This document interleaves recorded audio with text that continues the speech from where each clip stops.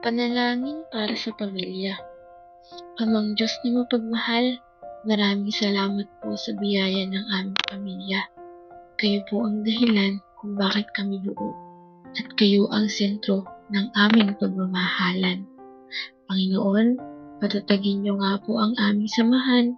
Kung may tampuhan, huwag niyo pagkakaunawaan. Tulungan niyo po kami magpatawad at magkaisa. Kung may kakulangan, kayo po ang magpuno. Kung may karamdaman, kayo po ang magpagaling. At kung may problema, kayo po ang maging lakas at pag-asa namin.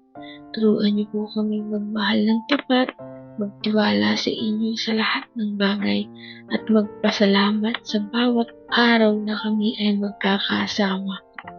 Panginoon, maging tahanan po namin ng iyong pag-ibig, isang lugar ng kapayapaan, pananampalataya at pagkakaisa. Sa pangalan ni Jesus. Amen.